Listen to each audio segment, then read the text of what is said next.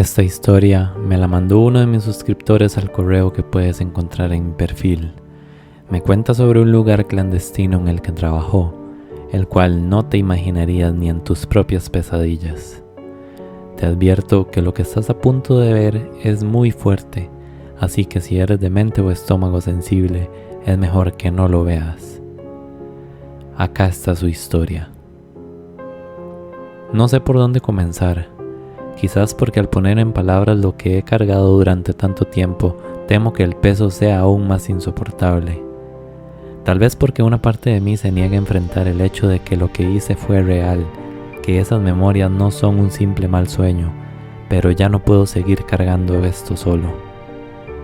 La culpa es como un ácido que corroe mi alma, y la única manera de intentar liberarme, aunque sea un poco, es sacarlo a la luz. Hace mucho, trabajé en un lugar del que no hablo con nadie. Era clandestino, oscuro, no solo en su ubicación, sino en todo lo que representaba. Era un lugar en el que se servían platos con carne humana, sí, así como lo oyes.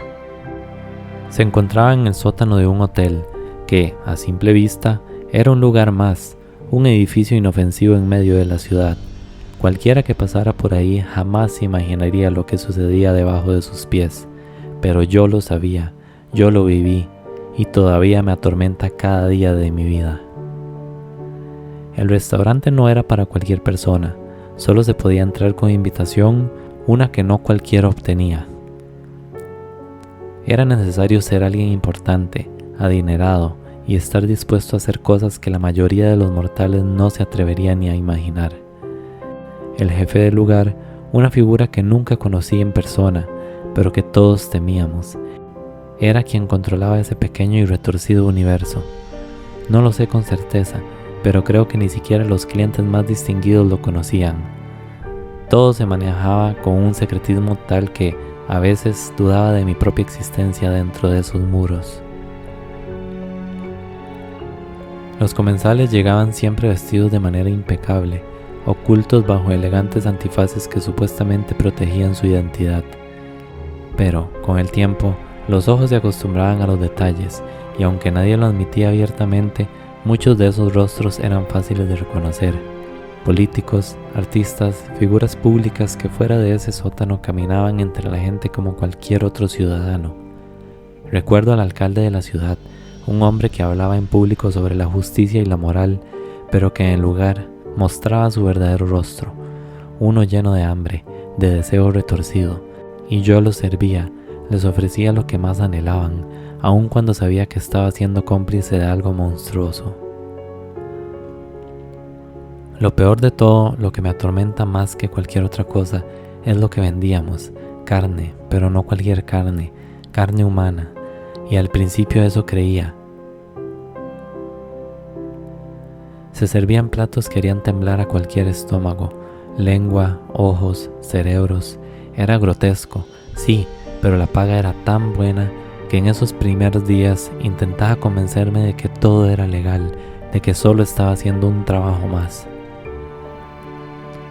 El proceso era espantoso, las personas llegaban sin vida, o al menos eso nos decían.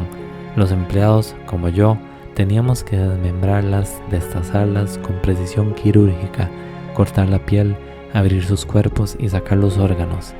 La sangre se recogía en cubetas enormes, no solo para deshacernos de ella, sino porque se usaba para preparar cócteles que los clientes degustaban como si fueran delicados vinos.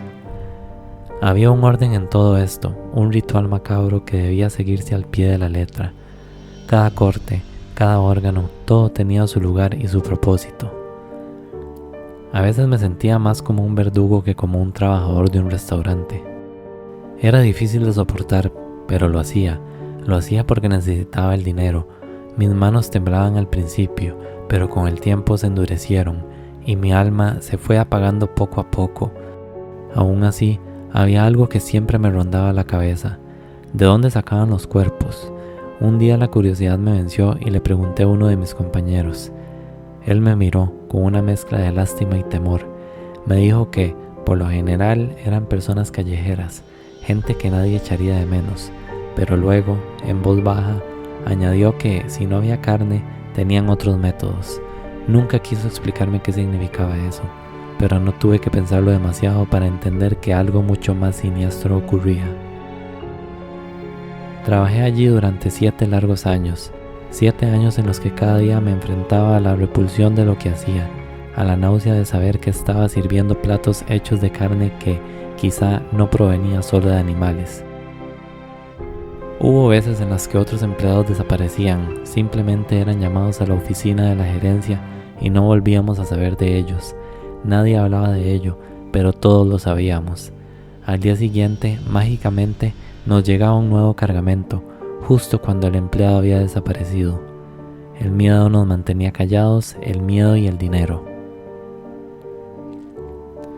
El restaurante cerró de repente, nunca supe exactamente por qué.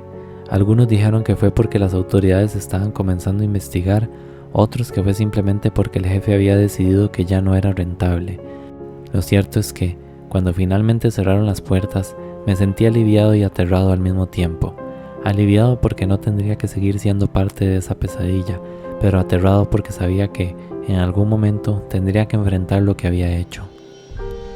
Salí ileso, al menos físicamente, pero mi alma no ha sido la misma desde entonces. Hay noches en las que no pude dormir, porque los recuerdos regresan. Las imágenes de los cuerpos destazados, la sangre corriendo por mis manos, los rostros de los clientes ocultos tras sus máscaras, pero tan fáciles de identificar. A veces incluso llego a pensar que fui uno de ellos, que al aceptar ese trabajo me convertí en un monstruo más. No hay día en que no me arrepienta, y aunque la paga fue buena, aunque podría justificarme diciendo que lo hice por necesidad, la verdad es que nada de eso importa. Lo que hice no tiene excusa, y lo sé. Lo supe desde el primer día que pisé ese sótano, y ahora esa culpa es mi compañera constante, una sombra que no me abandona, un recordatorio de lo que fui capaz de hacer por dinero. No sé si algún día podré perdonarme. Si te gustó esta historia, te invito a que veas las otras que tengo en mi canal y te suscribas para más contenido como este. Buenas noches.